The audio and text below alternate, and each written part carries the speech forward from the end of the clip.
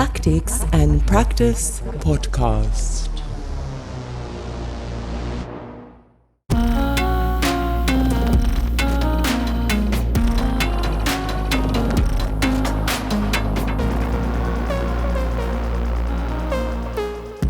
Dobar dan, everyone, and welcome to the Tactics and Practice podcast, the audio extension of Aksioma Institute for Contemporary Art's discursive program of the same name, focusing on investigative art, society, and new technologies.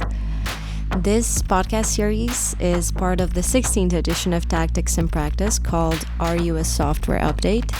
I am Noura. I'm hosting this series in which we're examining self-updating mechanisms of contemporary techno-social systems, and we're really looking for theoretical trajectories outside those well-established academic and theoretical critiques tied to platform analysis and frameworks of surveillance. Today, I'm joined live in Ljubljana at the time of recording by Alex Quicho, theorist, artist, and research director working across writing, video, and live performance. And may I say the girl's girl? Hi, Alex. Hello. Let's go. So Alex has authored many inspiring texts on her concept of the girl, a very powerful force, and we'll talk about her today. But before we do, I want to talk about the way that Alex writes and talks about the girl. Or maybe not the way she writes and talks about the girl, but the way she writes the girl. In this series, we're looking for something new, a crack, maybe a new node in a network of ideas that reshapes the entire web, a new charge of energy, or maybe, as Alex sometimes puts it, a reskinning of a certain discourse. So anyone who's already read your work, and anyone who will, after listening to this, will know that you have that certain poetic way of doing language, and then it becomes theory, and the content and form aren't really separable, which is part of why I had some problems thinking about questions and how to talk about your theories today, because I felt like I'd have to extract and condense points that were not really extractable from your language, and that I would be breaking something. So yeah, I really wanted to address that first and ask about your writing. It's very noticeable that you're probably not coming from that dry academia space or from boy philosophy. So what's your process? What do you like to read? Do you come from poetry? I don't know. I wanna know about that. Oh my gosh, I love this question. And yeah, no boy philosophy here at all. I read a lot of literature, and I think that I read for pleasure. I'm very pleasure-driven, actually. I love romance and decadence. Well, I always say that my favorite writers are people who address the inhuman, but from a totally non-technological way, let's say. So Anne Boyer and Clarice Lispector are two people I read very frequently because of the materiality and beauty of their language that feels totally unreal, but somehow so connected to the strange earth that we live on. And I use a lot of inspiration from these realms to shape how I address theory. Of course, I'm also super inspired by like tech bro theory, let's say, because I love systems as well. But I think there's something really interesting to me about defamiliarizing how we might systematize a structure or an order to things and make it feel alive and unusual again. I'm all about piercing and breaking things. Yes. Yes, you are. That's why I think reading your work can have that effect almost on an epistemological level, like you woke up and this femme angel demon came to you in your dreams and taught you a new language, and now you woke up and you have access to knowledge through that new language. I love that. You're my target audience. Yes, I think I am. I have a specific quote as a prompt for this first part, quote from what we could arguably say is a major reference in girl theory, Females by Andrea Long Chu. This is what Chu writes in relation to Valerie Solanas.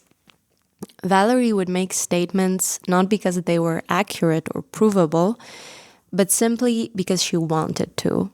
Readers would be confronted by desire, not truth, peeking out of the text like a tattoo from a sleeve, a reminder of the flesh behind every idea. And yeah, I wanted to ask you what you thought about this. Where would you place your writing maybe within this metaphor? I mean, personally, I think your statements do feel accurate and provable, but why they resonated with so many people is also on this other level. And I don't know if we can say it's confrontation by desire, but the concepts that you operate with are charged with meaning and aesthetics and gender and affect, and you've really harnessed that charge, right? Yeah, I got chills as you were reading that quote because I think that's articulated so beautifully. Andrea Longchu is an amazing, also piercing and vicious writer.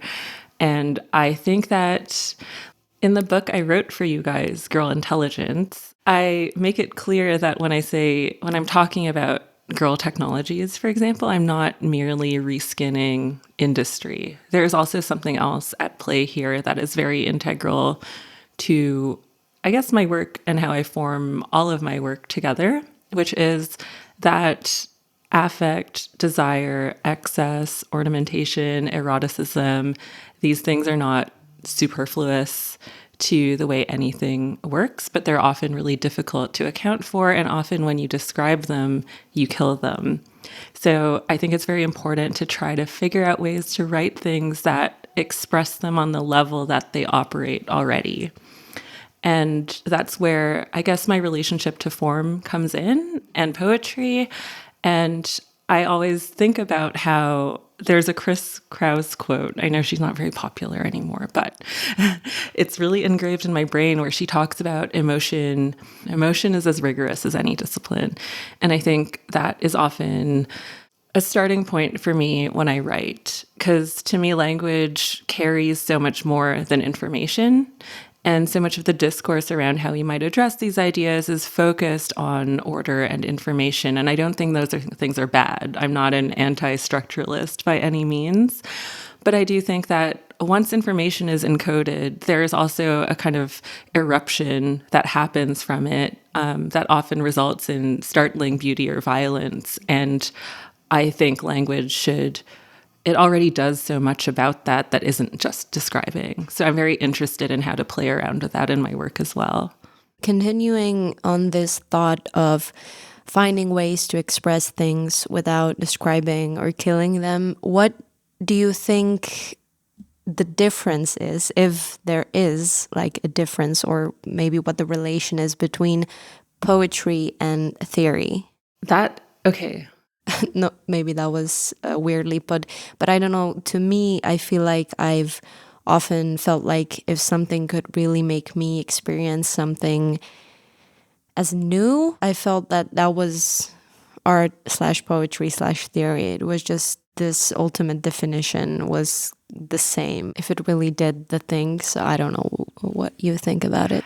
I think that's a great way of seeing it. I was thinking of this book called The Number and the Siren, which is a really deranged deep dive into whether or not Mallarmé's poem, whether it is encoded with not only secret messages, but a kind of like numerology or not. But it's a work of like postmodern philosophy as well that is about chance and contingency. So I think there's a very tight relationship between the two. And I think often when people think of academia, they think of something that explains and cites. Of course, that's only one way, like an empirical study is potentially just one way of thinking through ideas together. I think poetry has an advantage of being a kind of, you can see how these things like an economy of images or relationship between abstraction and the concrete, for example, these things start to collapse in poetry. So a feeling that can seem so unpinnable in a poem can feel incredibly concretized. And I think it becomes really useful to think between the two, where theory can be ultimate density and something that articulates the finest detail of something. And poetry does that on another level, but there can be a total spareness and economy of how the language is used there. and something can be said in 4 or 5 words in a feeling, that theory will describe its operation, for example. And I think these things are very closely related because they try to reveal things that perhaps seem undescribable or invisible, or you have a gut instinct about them, but you're not quite sure. And then that's that piercing effect, like a punctum, maybe, when it connects. Yeah. Can I just ask you what your relationship is to other languages? I mean, you do these really incredible things in English, obviously, but I just wanted to know. I'm pretty much monolingual. I can read in French and I speak a bit of Tagalog because I'm from the Philippines, but my primary language, I think, is English. Like, I really fell in love with it. And no, I'm not giving away my autobiographical mystery, but I spent a lot of time on my own for a long time. And English was the language I just dove into and found so much richness in. So I find it endlessly fascinating. And I don't think I'm done with it yet. Sometimes you read, there's certain writers who win a Nobel Prize in literature, and then they're like, okay, now I'm going to study Italian, or I'm going to, and it's okay, they've completed English. I kind of want to get to that point. I'm a completionist. Yeah. And then you said a couple of days ago that you're very monogamous. So when you complete English, you want to complete it and then you want to move on to another language? Yeah, maybe. Yeah, maybe I'm just devotional. So I want to know everything about English, and then I'll be like, it's over, babe. We're getting divorced.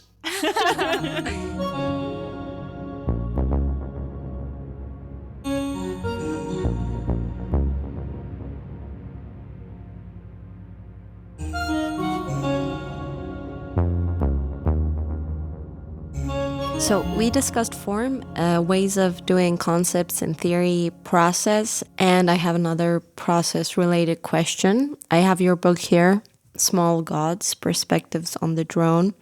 Here you explore drone music, the consumer drone, drones as media, drone art, the warfare in it all. And now lately you've been writing a lot about the girl. At first glance, it seems different or unrelated, maybe, which it isn't, and it is. So I would like to ask more about your research process, or how did you come from writing on the drone to writing on the girl, for example? Yes, I get that question a lot because they can seem so opposed, but I don't think they are necessarily. I'm working on a new piece for Singapore Art Museum and Library Stack that is looking at these successive generations of warfare and what type of media they produce, and drone media. So a type of a kind of publicization and aesthetics based on operational images, and essentially what now seems like surveillance as a visual style really emerged from 4th generation warfare, where we think about this is asymmetrical warfare, the rise of conflict that is a state against an insurgent or a terrorist, for example. I was looking at what kind of media that produced, and the drone became a way of picking that up and taking a single object and looking, when you see someone shine a light on a diamond, if they're appraising its value, and you can see all the little fragments of light within it. I like doing that with one thing and being look at how this contains a seeming infinite unfolding of everything in the world. That's my kink. And I think that that's what I was doing with the drone. And I was thinking, before the drone, I was writing a lot about, I guess, the rise of video art in the 80s. I think the first article I ever published was about an artist who had been mentored by Namjoon Paik. And he talked a lot about the Portapak camera and how that camera enabled the rise of video art. It was a very deterministic way of looking at technology and aesthetics. But I was there's something really potent there, and I wanted to understand present analogs for it. And the girl emerged as this formal vessel because we're in the age of neural media. Ways that we understand and materialize technology can be, it's sort of no longer device specific, or we can just talk about the phone, but no one really wants to do that anymore. Although I do have a piece coming out in the erotic review about my sexy relationship with my pink iPhone 13. Love that. So the girl is like, I say she's like a technology of subjectivity. And I unfold her in many similar ways, not just about conflict, but she becomes a way of understanding how we have become so enmeshed with our technologies of perception and sensing, and how especially image is formed upon us, and how our bodies and faces and desires and sense of attraction and seduction and deception are actually like co-manipulated with other inhuman forces that are like weaved into a molecular level and also at a systemic level, a global level. That's a very long-winded answer, but I think that gets to the heart of where these discourses actually intersect and how they're related, maybe in the conspiracy map of my brain. But hopefully it's like slowly emerging, like what is happening there. It absolutely makes sense. And this taking that one thing and channeling multiple perspectives, shining a light on that diamond, as you put it, is probably part of why it's so powerful and it resonated with so many people. But before we get ahead of ourselves, do you think maybe it would make sense to clarify what we've been nodding to or leading up to? So the girl herself. Sure, yeah, because at this point I'm like, oh, this is so saturated, but I think it's saturated in a very small group of people. Yeah. So if anyone is coming to it new, I think it's worth talking through. So in the original essay, Everyone is a Girl Online, which I wrote for Wired magazine and had a very fun time dealing with the consequences of that, I write through a model of the girl that is based on observation, actually. So I pull from 3 separate strands of understanding how this subject, this technology of subjectivity, is actually operating through what we might consider to be a totally planetary computation. Take a shot. So I talk about her as a symbolic category, as you mentioned, based on Andrea Long-Chu, who's using a Lacanian reading of gender, a kind of a tongue-in-cheek universalism of gender. And Andrea makes this argument that everyone is female because everyone is a vessel for desires in the world that we live in.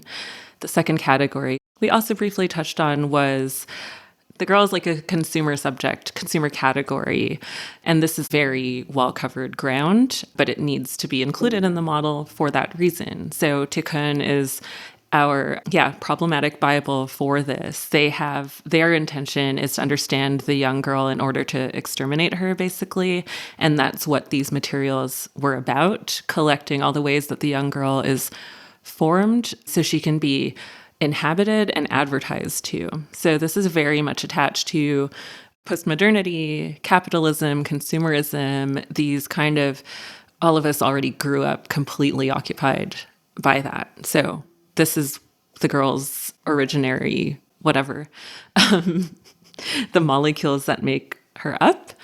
And of course, I argue that in the age of the platform, we have to still consider that because most of what we consider to be social platforms are ad tech by another name. And Google and Meta, this is all surveillance capitalism stuff. It's been in the discourse for over a decade now. We all understand that so much of how we socialize online and how much behavioral capture is happening is recursively designed with the endpoint of advertising and marketing in mind. So these things that used to be a kind of like final gloss on a product or a commodity become the center of it. And the social platform has distorted that and woven that into our lives, as we all know. I'm kind of stating the obvious here.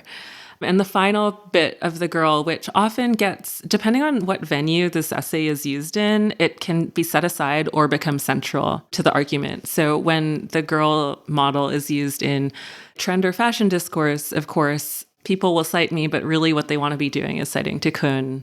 They're still talking about the consumer aesthetics level, which is fine. But I think where the girl theory becomes most potent and most active for us, I think, as like a creative and like generative mode is this inhuman dimension. So I had a conversation with Bogna Konyor about this very early on in writing the essay. So I always cite her very respectfully because she does a lot of work around the inhuman and cyberfeminism. And so we talked a lot about the inhuman dimensions of this kind of like girl swarm that we were seeing emerging socially, especially in relation to angels and bots. So these ways that people were using girlness to like remove their individual subjectivity or openly declare something to these systems of capture in order to hide something else.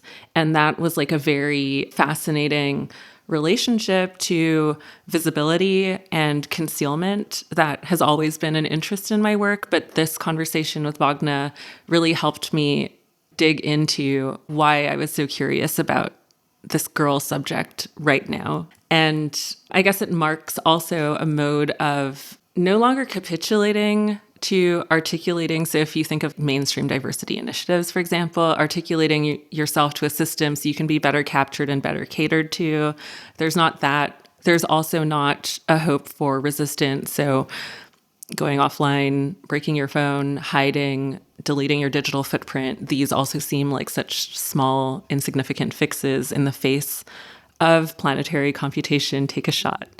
And so this idea of the inhuman girl swarm, or looking at the girl as a kind of extremely formalized entity that people were using to find others, to become visible, to chat to each other, to chat between human and non-human modes of understanding, to move between all these different valences using a consistent form, actually lending someone a lot more flexibility. I was like, this is a new form of highly aestheticized subjective camouflage or deception or seduction.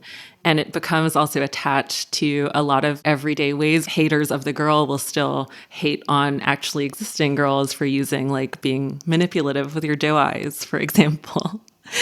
And so I guess that's where the theory like continues on in terms of like where it is now since 2023, and not necessarily about the girl dinner memes, for example, which was very much the hook to get that published in a mainstream magazine at the time. You mentioned desire in this molecule, I guess, of the girl as a symbolic category, and we have Long Chu's definition of female as inhabited by this alien desire, and in relation to the consumer category, we have the girl as this technique of the self driven by the desire to be the desired. So it seems that desire holds a big role in understanding girl theory. Yeah, I think, where do I start with this? I always am like, oh, I have to come out as a battalion.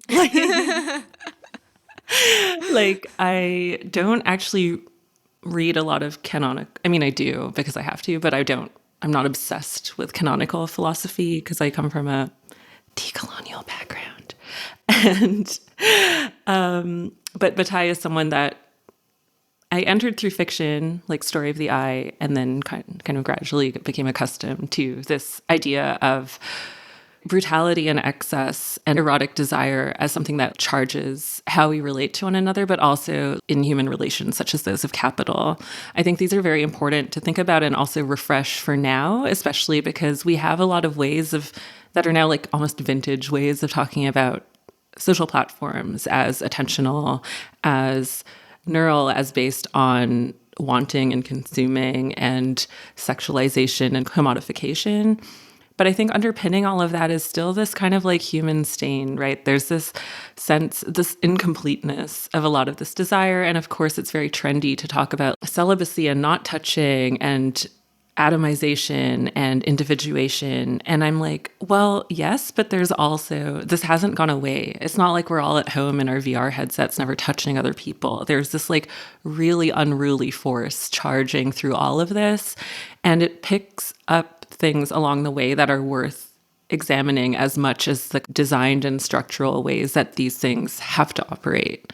So for every consumer operation within a social platform, for example, that goes according to plan, there are a plethora more that don't. And this is the like antagonistic relationship between an unruly and desiring no longer user, but someone who's maybe fucking around or like playing with a thing in their hands, and the thing that's trying to learn about them and respond to them and design a trap for them. I always reference this design theorist, Benedict Singleton, who writes a lot about the trap as this perfect portrait of its victim and this very close and intimate relationship between the trap and the thing that it's trying to trap. And that in itself creates a tension that is quite erotic and desiring too.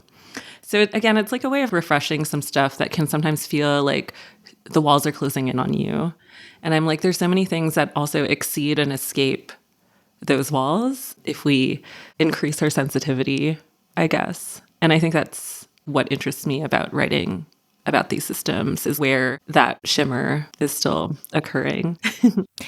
And your use of Benedict Singleton's idea of the trap as a portrait of its victim is really a great segue to discussing the tactics and strategies you explore in your work, especially in prey mode, for navigating and evading these traps. You often examine how to resist the categories imposed by the predator. You explore how the prey animal could exist on its own terms rather than according to the predator definitions that are codified by what the predator might want to extract or digest from the prey. And here you implicitly suggest alternatives to failed liberal approaches like identity politics. And I just really want to live my life now with the words to express the failure of liberal strategies that are obviously not the conservative take, but that are also not the tanky bro take. Like, I really want the Alex Quicho take. So your take on a more explicit critique of liberal strategies and perhaps what paths you see beyond them. Yeah, and I'm also really careful of when and where I talk about this because it's important, but also it can make someone tap out of your entire like stream of ideas, which is interesting.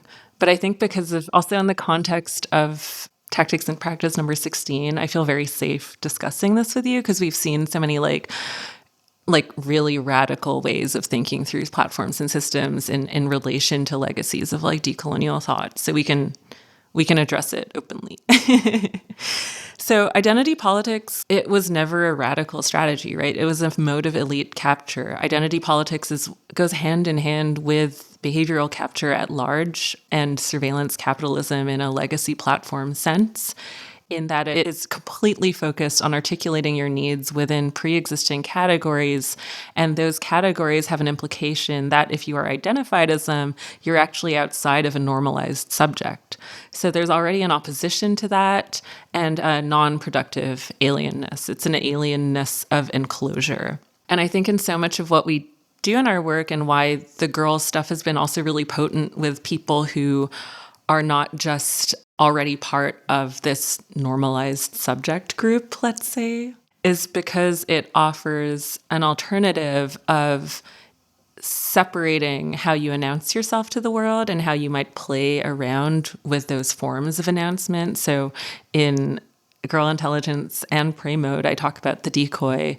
And in this recent piece for you guys, I talk about how hatred of the girl is often hatred of the decoy. It's a hatred of being deceived or a hatred of a really what people assume is the identity of someone, where actually they're playing around with all kinds of ways of representing themselves. And I would say for a lot of people who are already in alien subject positions, identity politics has always been a failure. We are just seeing like the collapse of liberalism at large, as opposed to liberalism being a kind of like a center that was holding. And I think whatever you want to call it now, neoconservatism has completely won, not only in like a political sense, but in terms of rhetoric and even subculturally for sure. And I think that they've essentially won in rebranding the potentials contained within, let's say, decolonial or liberationist or abolitionist politics, rebranding it as a kind of like scolding, as a kind of academic impotency. And that we just have to accept that at this point. There's no going back. There's no rehabilitating where those discourses have ended up and how they've been completely distorted by a very effective and effective way of reappropriating essentially like activated keywords. So in the talk I give with Noura, I talk a bit about how these things actually operate politically. And one thing that has been surfaced through many studies is planting of activated keywords. And these anti-establishment, anti-liberal, and largely anti-left and anti-liberationists have figured out how to plant activated keywords that have completely negated, no, not even negated, just like removed the power from any rhetoric that was attached to whatever, like a... Yeah, it's just the rhetorics now, right? Yeah. In that way. Okay, let me start this line of thinking again, because I feel like we're getting somewhere. So identity politics has always been liberal. People who have been subjected to identity politics have always felt that it was a failure. And how we exist socially is more dependent on rhetoric, posturing, and image making than it is necessarily on action. This is why activists are a very like special category in society. And I'm never arguing against direct action. And I think especially like the closer you are to intensities of conflict, the more direct action becomes crucial, of course. But I think for a lot of people who are feeling very like coddled but trapped in terms of their political position and social lives, there's something very strange and disturbing happening there about how it has all collapsed into rhetoric and repositioning. And I think that illiberal forces, let's say, have become more adaptable than even the radical left at understanding how affect operates. So we're at a very strange juncture in time where people who you might have a long time ago considered to be, you know, people who spoke about the pragmatism of profit and economics and whatever you might describe a neoconservative from like before our time, are people who now act on like essentially pure affect. So there's something really interesting there in that I don't think any one formalization of anything can be ascribed to radical leftism or like neoconservatism, or like you can't pin how someone might formalize something or develop a rhetoric around it to any one political or ideological position. And I don't think that's as scary as it sounds. I think it was necessary, as opposed to when identity politics was how you represent yourself is locked to your ethics. That was like a very fucked up thing. Don't watch that movie. It represents sex in a problematic, like this kind of like shielding oneself from reality because representations of reality itself felt unethical. And to peel apart representation and ethics again and representation and ideology is very uncomfortable for a lot of people, I think, especially liberals. But it becomes crucial for now because representation, rhetoric, and image making are also things that are happening beyond a one-to-one individual relationship to any set of ideas or positions. So we have to understand these things as operating on their own outside of us, and then sometimes very intentionally and potently occupied, as opposed to seeing them as something that is like inherent to any particular subject.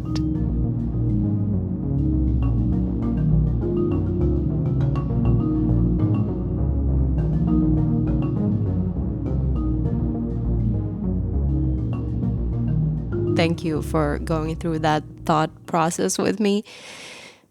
That's why I'm so annoyed that some bros will say this is edgy theory, but it's actually so applicable politically exactly because it's looking for ways to think outside of the usual ones, the ones that we've been doing forever and they haven't been working. And so to anyone listening who is interested in politics, I would say you should read all of Alex's texts. And it's also the place where you can find new strategies. And it's not necessarily just strategies that we can use, but it's probably strategies that we have to use. So we're going to open that part of the conversation now. And A lot of your writing and performing on the prey mode comes in here probably. And to try to tie it to the beginning of today's conversation, this is also where that inhuman dimension of the girl comes in. Defining not human here as per Jack Halberstam as that ability to supersede fixed categories. And there are really some exciting conclusions about tactics that come from that line of thinking, right? Yeah, Jack Halberstam is like a huge inspiration, dating back to when I was writing about falcons, and they wrote this like crazy, amazing piece about falcons, and I was like, that hits, let's do it. But yeah, so in terms of tactics, it's really closely tied to what we were just discussing, actually. And I mean, I think that the theory is working because it is interpreted in so many different ways. And if it activates someone, it is actually activating like a shadow. So like you said, there's critiques that it's just edgelordism, it's just social media trend analysis, it's just reinforcing a universal femininity, it is too cisgendered, it's too like, you know, all this stuff. And I'm like, that's just activating like the reader's own relationship to these things, because what I'm describing is precisely what escapes those forms of categorization. And I think that's also where, like, again, the inhuman dimension of the girl becomes the only place where we have room to play, right? So the symbolic consumer girl is so completely not fixed, but this is like a tool that is very easily inhabited by whatever. I don't want to say capitalism or conservatism anymore. But these are the symbolic consumer girl. We already see how she works in the world. And this is what Tikkun precisely was critiquing with Theory of a Young Girl, in that it seemed to be this thing that was forced upon people who maybe did not see themselves within it, but had to adapt to it. So understanding the girl as an inhuman operation and understanding the like excesses, secretly potent frivolities, the venoms, the deceptions, these are all things that are not just done to us. These are things that we actively do too. And when I say we, I don't just mean like female people. It can be anyone. And I think it's very important to look closely at what those things are, because they often fly under the radar as something that is incidental or even automatic or merely the result of something that was designed for us. And the argument of prey mode is that the negotiation of being on the underbelly of something, of already acknowledging that you are never going to be on top of this predatory sensing structure, which in prey mode and small gods, I kind of describe as this hawk-like figure, this big god, anything you want to call it, right? And to be pragmatic about the fact that you will forever be the lamb or the fawn, the thing that is closest to the surface of things. Actually, it makes you a technology of subjectivity and sensitivity. So it's also sensing in this other sense of that word, where it is being absolutely permeable and porous to the world, means understanding it on its own terms. So I quote Anne Boyer a lot in that, where she talks about how the hawk is blinded by its appetite. So a singular desire, like winning, competition, a kind of like top-down mode of regaining control and management. And it has to ignore environment, yeah, let's say, or it has to ignore so much to focus on that one thing, right? Yeah, to find the signal, it has to ignore what it already classifies as noise, whereas lambs are fluent in like the noise of the world. And like to be fluent in the noise of the world is to be sensitive to it, and to be sensitive to it means perhaps perceiving aspects of it that may be not invisible, but overlooked by the hawk-like entities. Yeah, I appreciate everything about that metaphor and how you apply it to platform environments. I love thinking about what might be overlooked in these environments from the perspective of the predator or the trap, and how that might be used by the prey. And another thing I'd like to open, embracing being prey means embracing being excessively interpretable, having your, let's say, self disseminated into something that doesn't have agency, or like into a herd or swarm, as you say.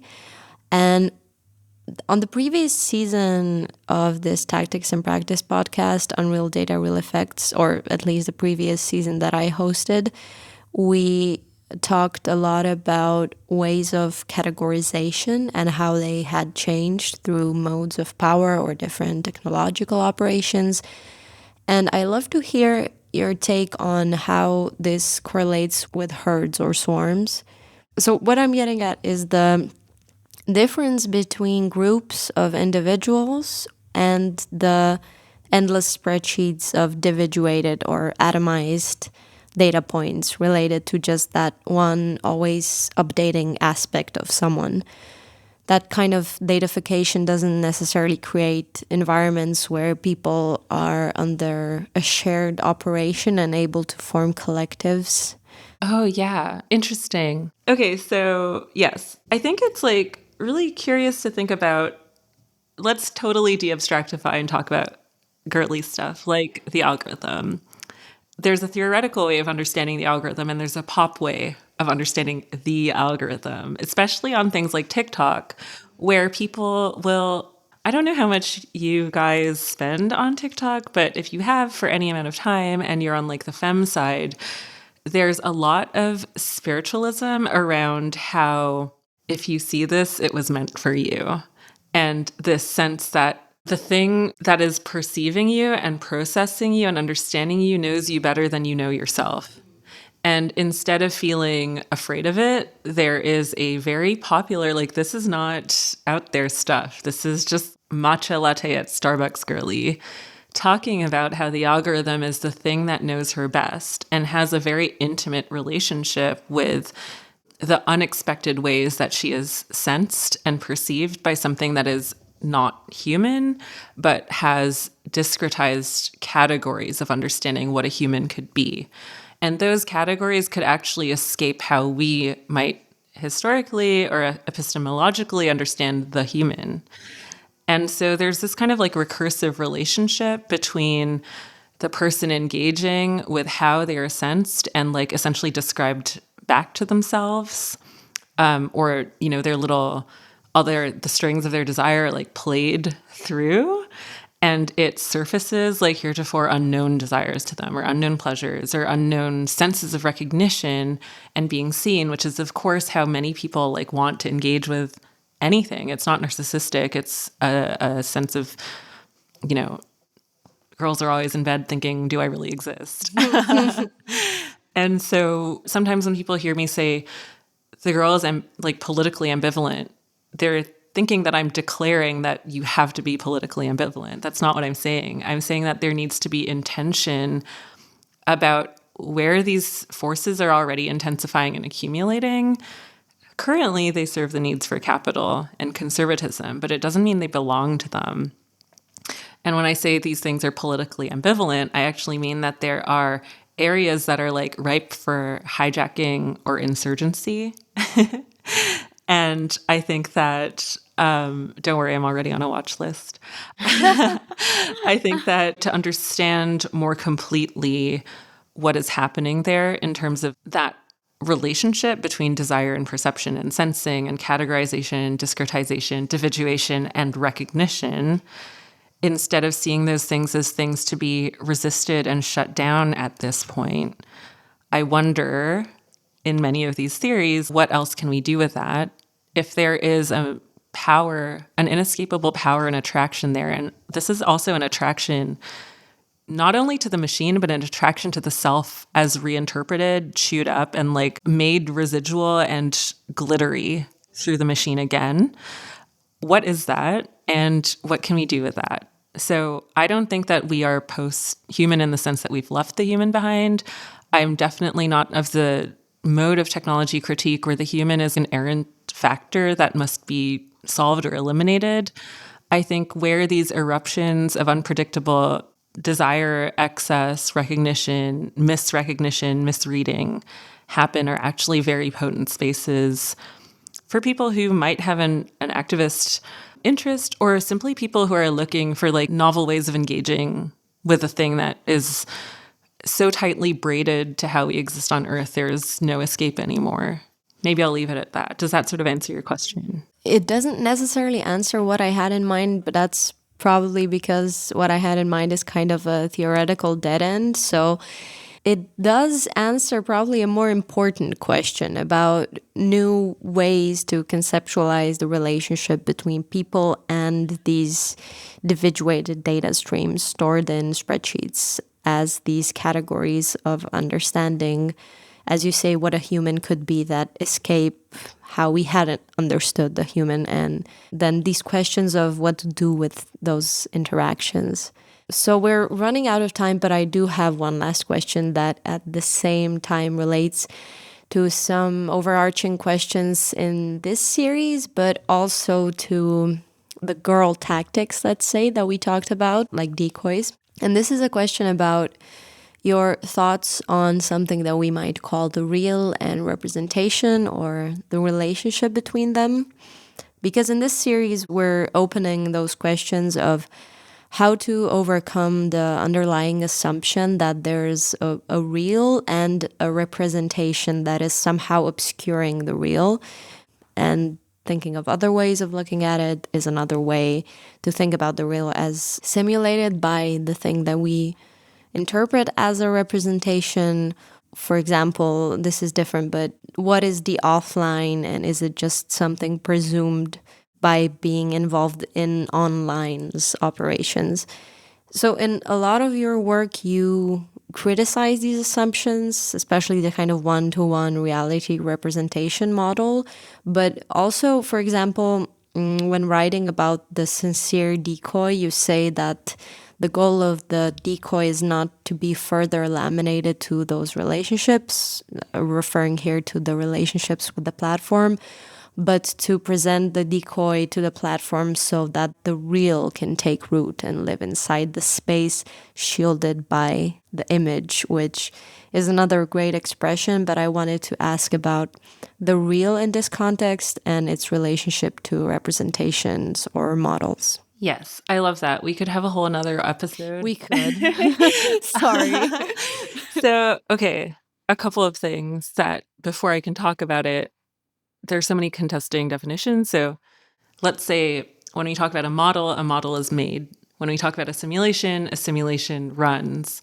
When we talk about the real, we're talking about material effects. I think that we live in a world that is inextricable from how it is modeled and simulated. Everything from how we check the weather, do our makeup, engage with our friends, these are forms of either highly advanced or very rudimentary modeling. And I love the play on words between catwalk modeling and AI models, which I write about in another piece called Aura Points, and in Girl Intelligence as well, actually.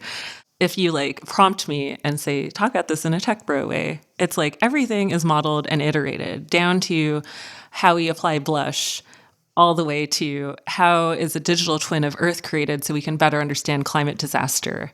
And then how does that inform how people access insurance? These things fold into each other and have very real relationships to them.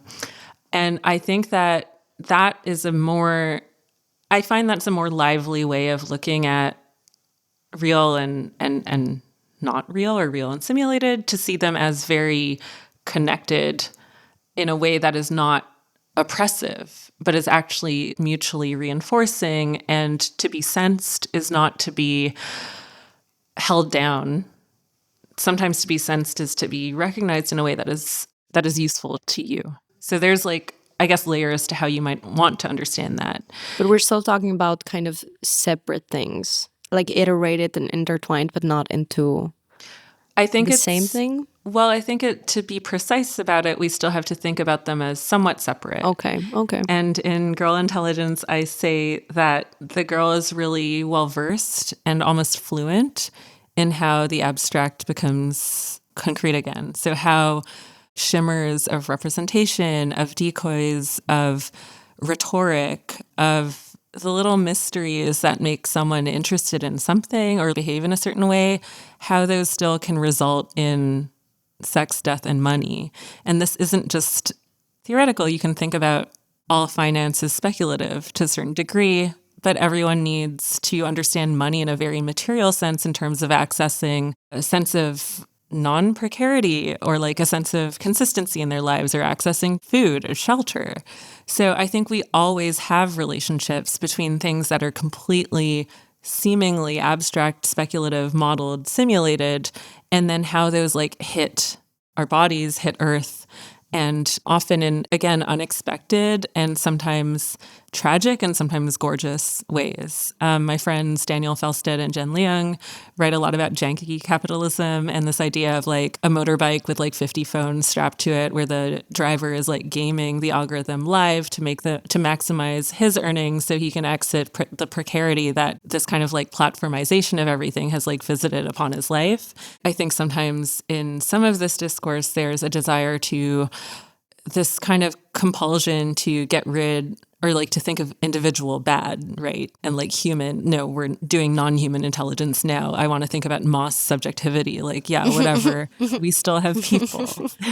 So what is actually happening there? Like, and if everyone's tired of talking about labor and organizing and ethics and human rights and stuff, like what are new ways that we can actually still consider how is the human subject being chewed up, spat out, decorated, used, inhabited, whatever, by these like inhuman states? And how are these things always in an active tumble together? There is both more and less power than we think in these relationships. And there's always a kind of, like a two foxes tumbling in the grass vibe to how like a lot of people engage with what they might think are the less real parts of their lives. Thank you. And I love that we can conclude a hardcore theoretical philosophical discussion with that cute image of two foxes tumbling in the grass vibe. Thank you so much, Alex, really. And for the end, where can people find more of your work? They can find my work on girlstack.substack.com or find me anywhere at AMFQ. Yes, and you can get the new publication by Aksioma, Girl Intelligence, on the website where you always get our Aksioma thingies. Thank you so much, Alex. Thanks for having me. And that's it for this episode. Thank you for listening. Are You a Software Update is a series of podcasts conceived and conducted by myself, Noura Berger, for the 16th edition of Tactics and Practice, the discursive program of the Aksioma Institute for Contemporary Art, curated this year by Noura Umurhu, Socrates Stamatatos, Yanis Pakinyansha, and me. For more information on the context, participants, and partners involved, see the links in the description. This episode was recorded and edited by me. The music and audio post-production were taken care of by Gaspar Torkar, and the project coordination by Marcela Kretic. You're welcome to visit aksioma.org, where you'll find a wealth of free content. If you like what we do, you can also support us by making a donation. And that's it for today. See you next week. Greetings from Ljubljana and na svidanje.